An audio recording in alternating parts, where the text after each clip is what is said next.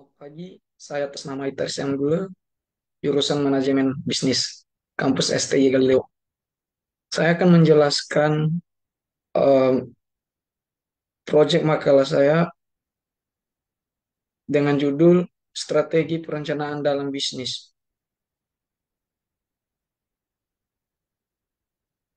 Dosen pengampu Pak Rudi Yanto Batara Silalahi, SE, MSI, Program Studi Manajemen STI Galileo 2024. Langsung saja bab 1, pendahuluan. Latar belakang. Bisnis retail merupakan seluruh aktivitas bisnis yang terkait dengan penjualan dan pemberian layanan kepada masyarakat sebagai pelaku konsumen untuk penggunaan yang bersifat individu sebagai pribadi maupun keluarga. Kata retail berasal dari bahasa Prancis retailer yang berarti memotong atau memecah sesuatu. Usaha retail atau eceran dapat dipahami sebagai semua kegiatan yang terlibat dalam penjualan barang atau jasa secara langsung kepada konsumen akhir untuk penggunaan pribadi dan bukan penggunaan bisnis. Menurut Derman dan Evans 2007 P4, retail meliputi kegiatan usaha yang terlibat dalam penjualan barang dan jasa kepada konsumen untuk keperluan pribadi, keluarga, atau rumah tangga. Para peritel berupa memuaskan kebutuhan konsumen dengan mencari kesesuaian antara barang-barang yang dimiliki dengan harga, tempat, dan waktu yang diinginkan pelanggan. Rumus masalah. Satu, apa strategi bersaing untuk setiap posisi bisnis? Dua, bagaimana strategi pemasaran retail terhadap kepuasan dan loyalitas konsumen? Tiga, bagaimanakah strategi manajemen retail? Empat, bagaimanakah tren industri retail? Lima, bagaimana strategi pemasaran retail? Tujuan dan manfaat. Satu, untuk memenuhi strategi bersaing untuk setiap posisi bisnis. Untuk mengetahui strategi pemasaran terhadap kepuasan dan loyalitas konsumen. Tiga, untuk mengetahui strategi manajemen retail. Empat, untuk mengetahui tren industri industri retail. Lima, untuk mengetahui strategi pemasaran retail. Langsung saja bab 2, 2.1, strategi bersaing untuk setiap posisi bisnis. Posisi.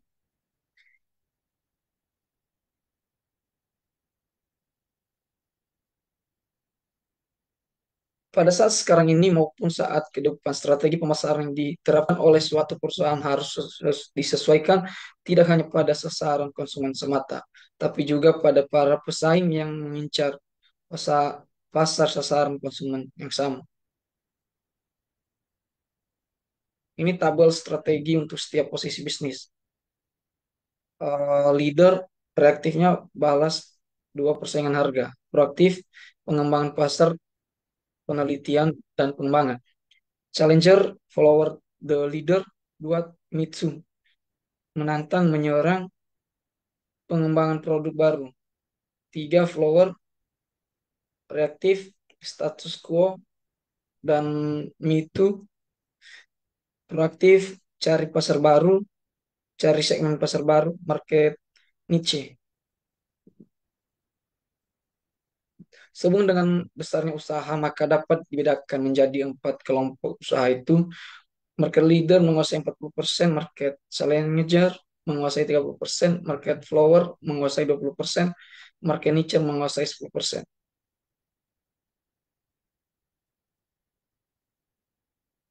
Market niche leader.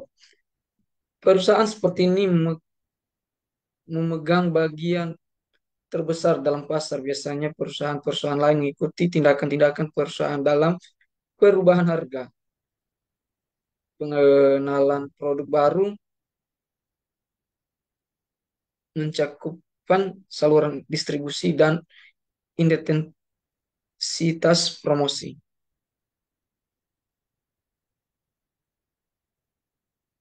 Perusahaan yang dominan selalu ingin tetap menjadi nomor satu. Oleh sebab itu, perusahaan seperti ini biasanya mengembangkan strategi.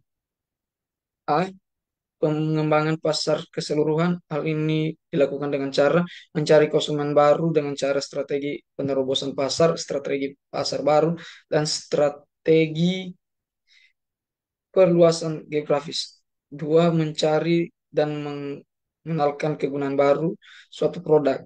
Tiga, meyakinkan masyarakat konsumen agar menggunakan produk lebih banyak pada setiap kesempatan. B. Melindungi bagian-bagian pasar yang telah dikuasai. C. Menekankan bagian pasar. Market challenger. Perusahaan yang mempunyai urutan kedua atau lebih rendah lagi di dalam pasar bisa disebut runner up atau penyusul. Beberapa strategi penyerangan yang bisa dilakukan oleh market challenger. Satu, menetapkan sasaran strategi lawan. Dua, memilih strategi penyerangan. Hmm. Selain strategi penyerangan secara umum tersebut, terdapat strategi yang lebih spesifik lagi bagi market challenger, yaitu satu, strategi pemotongan harga, strategi produk yang lebih murah, strategi produk pastise, strategi pengembangbiakan produk, strategi inovasi produk, strategi penyempurnaan jasa pelayanan, strategi inovasi distribusi, strategi penekanan biaya, dan strategi promosi yang insentif. Market flower. Perusahaan ini lebih suka menawarkan hal-hal yang serupa, biasanya dengan meniru produk perusahaan yang memimpin. Setiap market flower selalu menonjolkan sifat khasnya kepada target pasar, misalnya lokasi, jasa pelayanan, atau keuangannya. Ini ada beberapa strategi umum yang bisa dilakukan oleh market flows. Market nature. Perusahaan seperti ini menyandang berbagai nama seperti penggarap, relung pasar, spesialisasi pasar, perusahaan abang pintu, atau perusahaan tumpuan. Market nature menepati sebagian kecil dari seluruh pasar yang ada.